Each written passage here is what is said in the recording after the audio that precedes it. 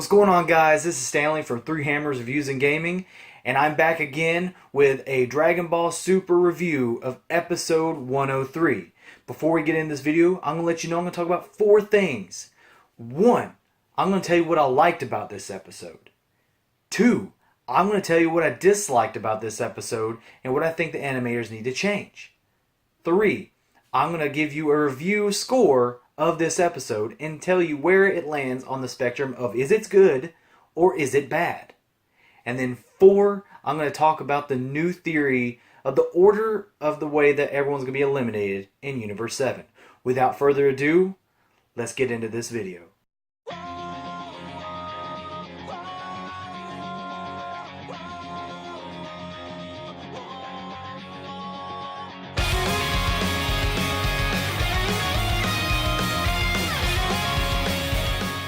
This episode is all about Gohan and finally getting to see him come back into his own and who he used to be. Now, we all remember that garbage that was him in his tracksuit getting destroyed by Frieza within the first few minutes of him even popping up into the episode.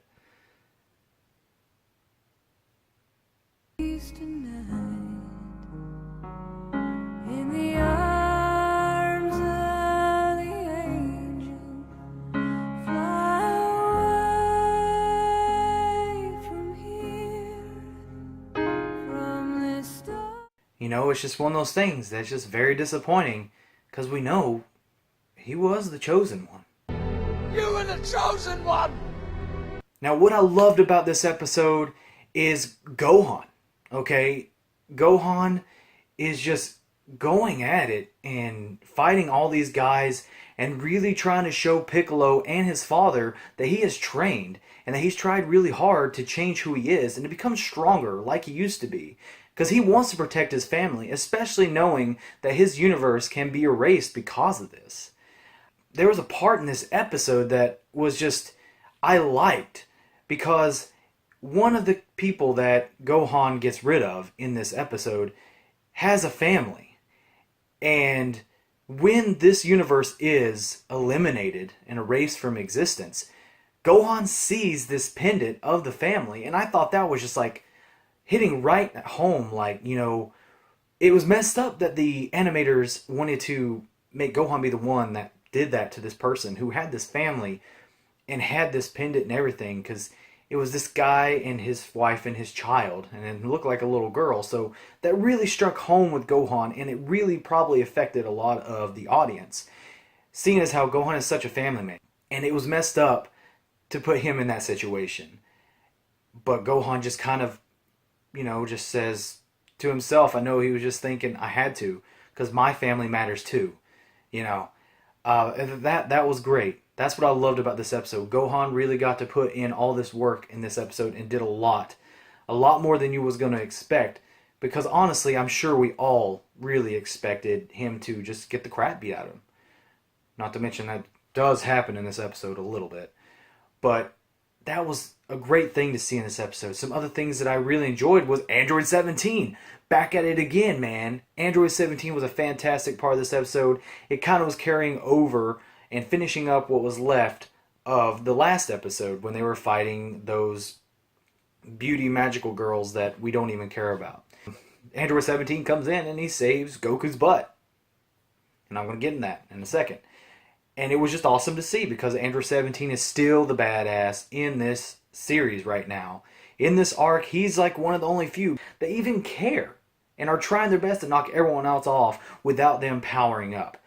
And we know that all the Saiyans, except for, of course, Gohan, doesn't care that much because he's half Saiyan. But the Goku and Vegeta, they care about the power-up. The other great thing about this was getting to see Piccolo. We got to see Piccolo do something. I know he did something in the beginning of this arc, but this was awesome to see. He actually got to eliminate somebody using one of his fantastic moves. Just the way that he surrounds everybody with his ki blast and they got hit with it, right? That's his move. But the problem with that is the way that we're going to transition to the dislikes now. This is number 2 right here. This is my dislikes of this episode. One of them is the same thing that I'm getting sick of. Is Goku letting his guard down. And Goku getting taken advantage that way. Why are the animators doing this? Goku is not who he used to be. He's just a freaking idiot now. He just lets his guard down all the time. He's not the fighter that he used to be. It just doesn't make any sense. Yeah, you give him power-ups, but he's not acting like who he used to be. The animators did reuse some animation, and that was pretty much Piccolo's move. Everyone else is using Piccolo's move, so now when Piccolo uses a move, everybody's like, look at that guy. He's copying everybody's move. But that's not true. Him using these ki blasts and surrounding enemies, that's all Piccolo. Piccolo's done that before. So everyone else is like stealing Piccolo's move. Goku does it, then not long after that, freaking Piccolo does his move. And I'm sure everyone's going, look at this guy.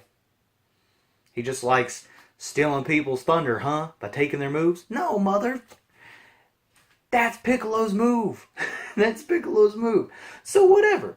Throughout this whole episode, I'm really enjoying it though. But the first half of this episode, almost the entire first half of this episode, is finishing up what happened in episode 102.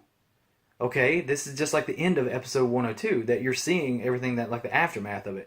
But you can't call it Gohan's episode when you spend like the entire half of the episode finishing up what you did in 102. Okay? It shouldn't take as long as it did. Now, that was what I disliked about it. You reuse the animation, you have Goku constantly being taken advantage of, like always, he lets his guard down. And you can't call an episode about Gohan when you spend most of it talking about what happened last week, pretty much. Okay? That's ridiculous.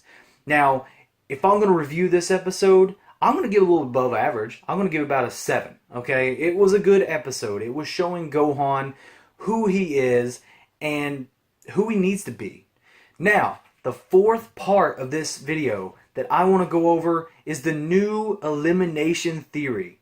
Now, like I said last time, there was one that happens in the end credits that tells you exactly how everybody thinks that they're going to be eliminated. Well, what if that's not the right one? What if that one's misleading? Okay, so there's a new one that some people kind of put it together and was like, hey, what is it in the beginning when all the people are holding the Dragon Balls? What if that's showing when they are eliminated? Now let me go into this, okay? Krillin is holding the first star Dragon Ball, and he was the first one to go. Now right after that is going to be Tien. Tien is holding the 2-star ball, Master Roshi's holding the 3-star, the 4th star is in Piccolo's hand, the 5th star is in Android 17's hand, and 6th is Android 18, and then Frieza wraps it up by holding the 7-star Dragon Ball. And that leaves Vegeta, Gohan, and Goku in the end to be the survivors of the universe. You've got two different things, and they may not even mean anything. But it's a very interesting theory to possibly know that we already have the elimination order. So hopefully we'll find out soon who's going to be the next one to go off, and then we start to figure out who's going to be next. Because whoever's next after Tien, then we can start to figure out which one we should really follow. So guys, this has been Stanley from 3 Hammers Reviews and Gaming. I hope you enjoyed the review. Come back next week, and I'll have another episode of Dragon Ball Super, and stand by because Akibento is coming soon. Go ahead, like, subscribe, share with your friends. Come back next week, guys.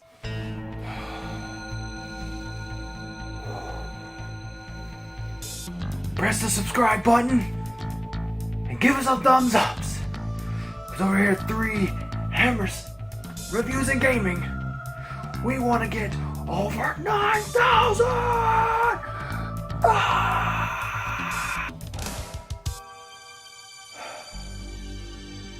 Come back for more, and we'll see what your power